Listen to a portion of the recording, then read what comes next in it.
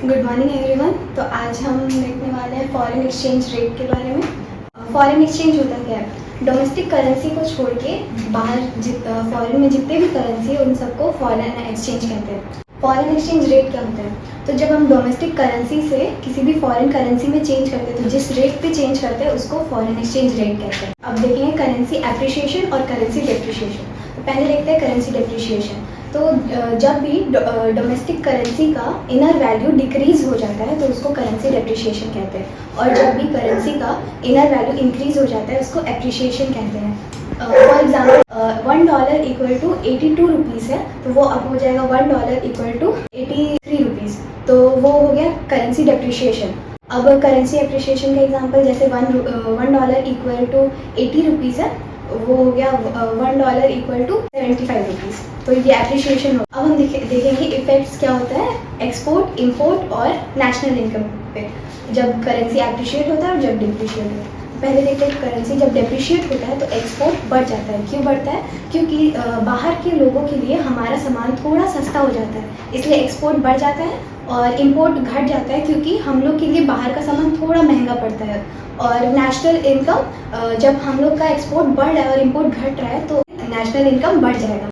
अब currency appreciation देखते हैं। तो करेंसी एप्रिशिएशन में बाहर के लोगों के लिए हमारा सामान थोड़ा सा महंगा हो जाएगा, तो इसलिए एक्सपोर्ट घट जाएगा और इंपोर्ट बढ़ जाएगा क्योंकि बाहर का सामान हम लोग के लिए थोड़ा सस्ता हो जाएगा।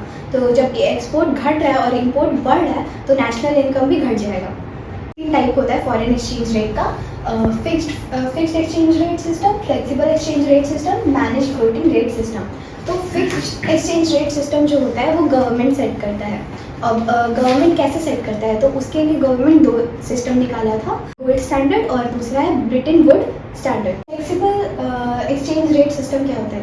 Flexible exchange rate system market force से डिसाइड होता है। मार्केट फोर्स जैसे डिमांड और सप्लाई, तो जितना डिमांड और सप्लाई होता है उसको, जैसे सप्लाई का लाइन है, ये डिमांड का लाइन है, तो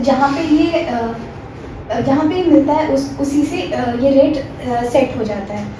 अब देखते हैं managed floating rate system. Manage floating rate system एक तरह से यही हुआ, बस इसमें थोड़ा चेंज होता है, इसमें गवर्नमेंट भी इन्वॉल्व हो जाता है। जैसे कि ये मानिए यहाँ पे 75 रुपये सेट हुआ है रेट, $1 का 75 रुपये सेट हुआ है।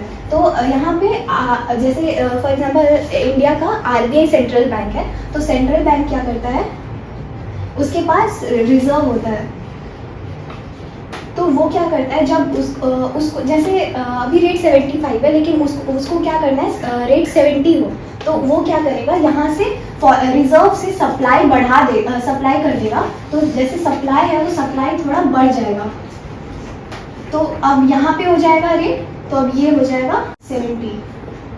तो ऐसे गवर्नमेंट थोड़ा कंट्रोल करने का कोशिश करता है। तो ये हो गया manage floating rate system. Fixed exchange rate system का एक और नाम होता है पेगिंग रेट सिस्टम, और फ्लेक्सिबल का नाम होता है फ्लोटिंग रेट सिस्टम, और मैनेज फ्लोटिंग रेट सिस्टम को हम लोग डर्टी फ्लोटिंग भी कहते हैं। Thank you.